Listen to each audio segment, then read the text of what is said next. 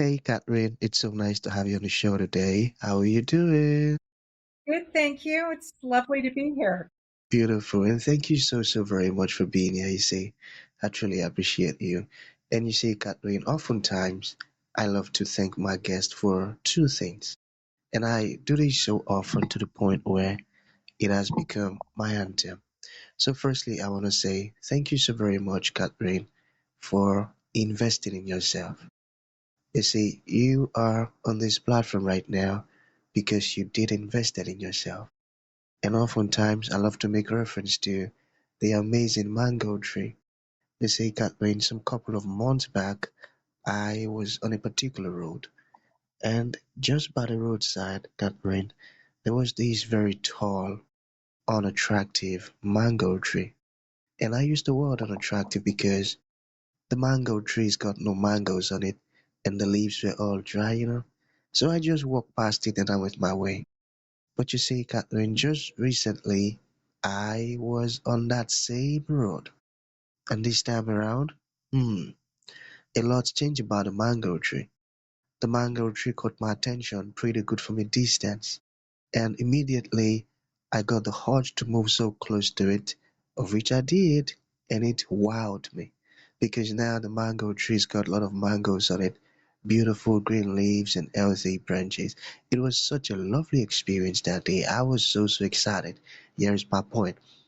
The fact that you dedicated your time, energy, and resources to becoming the amazing Catherine that you are today, that alone has made it really impossible for me to skip you.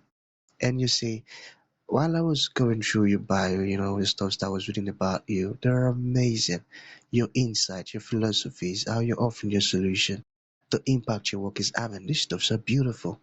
And just before I sent you the request, I said to myself, I've got to benefit from these beautiful things Catherine is doing, not only me now, but even with the audience. And here we are today with the amazing Catherine. So thank you so very much for doing that yourself. And secondly, thank you for saying yes to the invite. Because if you had said nope, there was nothing Elisha could do about it. Thanks so much. Well, thank you for the invitation and your beautiful story about the mangoes, which is really very profound. Thank you so very much. So let's get started. You see, Catherine, I'm quite excited to have you on the show today for two reasons. Firstly, my interest in knowledge seeking. I believe in order for one to transition from a terrible situation to that of a beautiful one, Catherine, I believe it takes the application of knowledge, quality information, and not just knowledge now, but the application of it. And you see, ever since I discovered that light in the Hebrew means knowledge and darkness means ignorance, I've been so keen to knowledge seeking. Why? Because I do not want to remain in the dark. So that's going to make our conversation today very important to me and even to the listeners. And the second reason I'm excited to have the amazing Catherine on the show is for the sake of the audience. You see, we live in an age where information is as abundant as grains of sand. We've got lots of information flying out there. So these folks trust me for quality, eye-opening, and very important information, of which I am totally convinced, Catherine, that our conversation is going to be insightful and impactful. So for that reason, let's get started with your introduction. Talk to us about your personal or your professional journey, because right now we are so curious. We want to know how Catherine got here. Then afterwards, I've gotten some beautiful questions for you. Okay, Catherine, over to you. Right. Thank you so much. So I'm not really sure how far back to go in my journey. So I guess what occurs to me now is that right now I'm calling you. We're connecting. I'm actually in Santa Fe, New Mexico at the moment. I was emceeing an event yesterday in Albuquerque for a journey within with Gurudev Sri Sri Ravi Shankar, who has a extraordinary breathing meditation, which I'm a teacher of. Getting to the point where I was able to be on that stage takes me back a long time. I spent 35 years in Hong Kong. So I was in the Far East for most of my life, actually, more than half of my life. My children were born and raised in Hong Kong. And I became really interested in the Far East and studied Chinese when I was in university and then lived there and then spent many decades as a commodities trader. And when I started having my kids, I became extremely interested in how I communicated and resolved conflicts and cultivated a family environment that would feel true to who I was and would be the most nurturing for my kids to grow up in. And that's when I really began exploring about 30 years ago what was the best way to develop healthy connections within the family and to create a context and an environment that would bring kids up where they felt they could tell you the truth, where they felt that they could be really transparent, and how hard that is. That it really is difficult to create that environment because there's so many protective factors that all of us grow up intrinsically within us. Developing that system myself became sort of the focus of my life's work. And so since about 2008, when I wrote the guidance approach to parenting with a couple of colleagues, over the course of a year, we really culled what was, I guess, the work of many, many giants in the field of communication, problem solving, conflict resolution.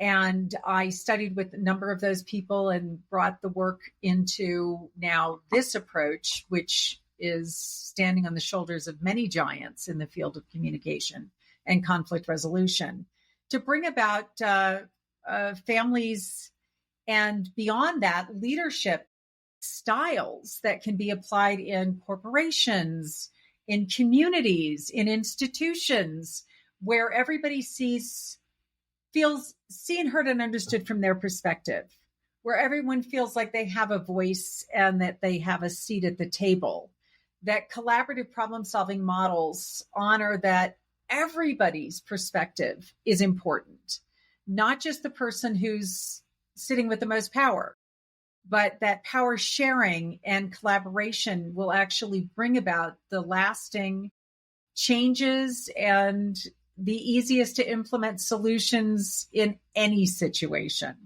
So that's kind of the broad base understanding of the work that I'm interested in. Amazing. Thank you for all that you're doing for families and folks in leadership. It's amazing. I love it. So I'm going to pick the first question from here. What are emotional triggers in parenting and leadership? Yeah, so we don't really know what our triggers are until we're triggered. That's But so true. once we're triggered, we usually know we're triggered. And the telltale signs, I guess, of being overwhelmed is that we are emotionally out of control. We aren't experiencing emotions; we become our emotions, and we can at that stage become manipulative and abusive and holier than thou. And I think at that point we usually are calling everybody we know to justify why we're right and the other person is wrong. And if we find ourselves doing that, it's a good moment for us to pause and think, wow, I wonder if this is about me and less about the catalyst. But until we take that pause, we're pretty convinced it's all about the other guy.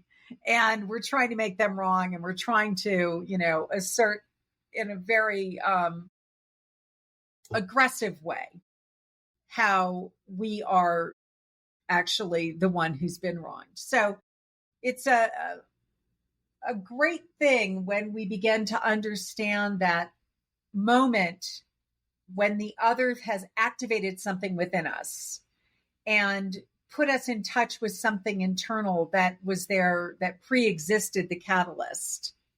And that experience that we're having is actually older than this moment in time.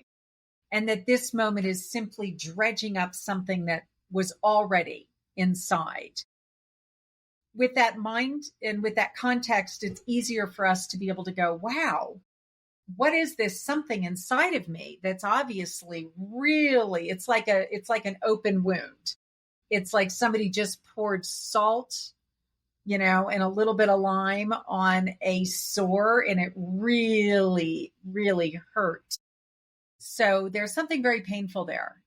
And when those pains get triggered by an word, an event, a something outside of us, to have the mindset that that thing outside of me was actually neutral and that the pain is within, so that I can begin to focus on that journey inside rather than what I need to do to the person outside of me for having made me get in touch with that part of myself. That's a completely different approach. It's a really healthy approach to be able to then just be with that inner world of ours where there's something that does need healing and light and attention and compassion and empathy from within. Profound. I got that. And with that mindset, we tend to respond and not react. I got that. Hmm. I got that. Yeah, Okay, exactly. let us talk about burnout. All right. So, what are the early signs of burnout? Hmm.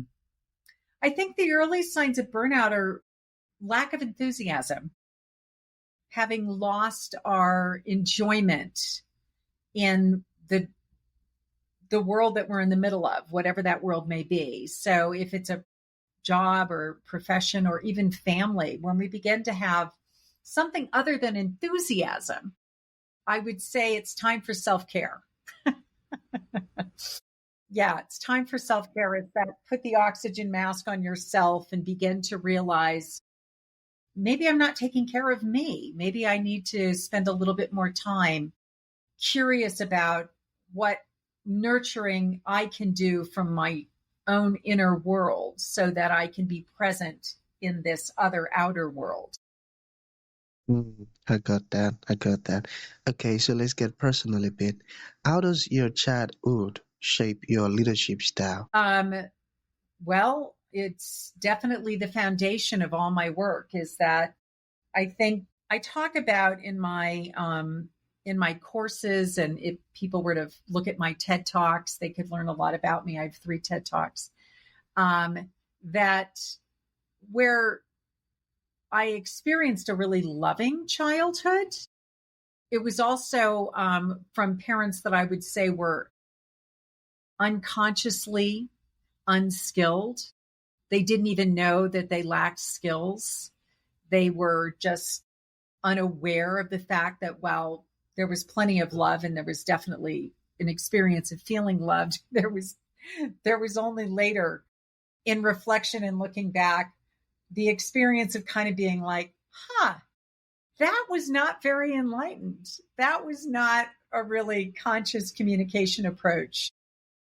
My mom was from the deep South in the United States, from Louisiana, and for this audience, I'm not really sure if they'll have a feel for what that means, but it's a real emphasis on what will the neighbors think. It's a lot about how you look as opposed to how you are.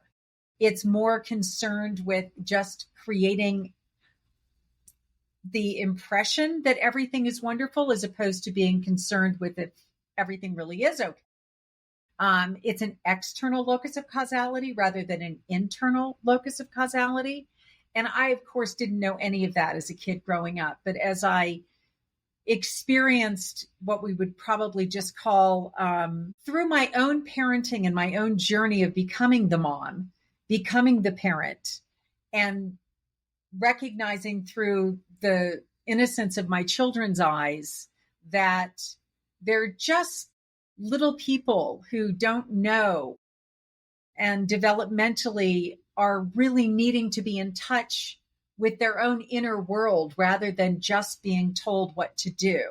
So getting to a place of being able to foster development and growth and have an external safe, psychologically safe environment for kids to explore their inner worlds, I realized that my own context was that it was more important to know what other people were feeling. It was more important to understand the outer people in my life and be concerned with their well-being than it was to be in touch with my own inner sense of things. So the conscious parenting revolution was born out of an unconscious parenting experience as the child and wanting to bring about the foundation for helping others to know how to do that for their families if they didn't experience it themselves.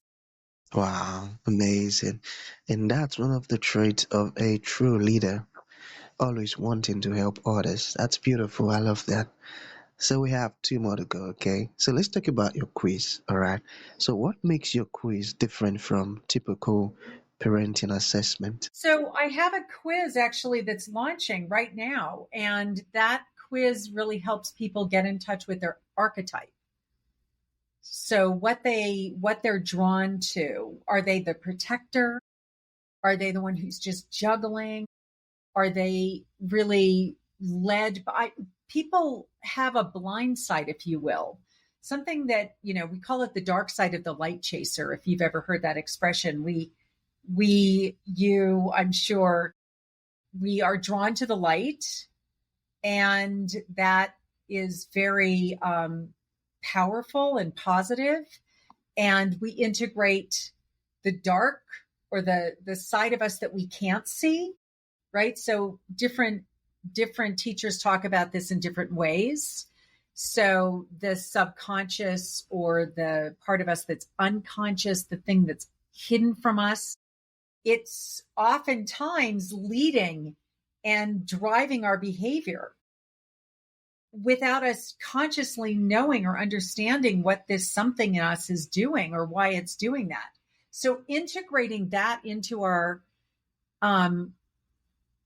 light mind, into the part of us that actually has some choice, is really important.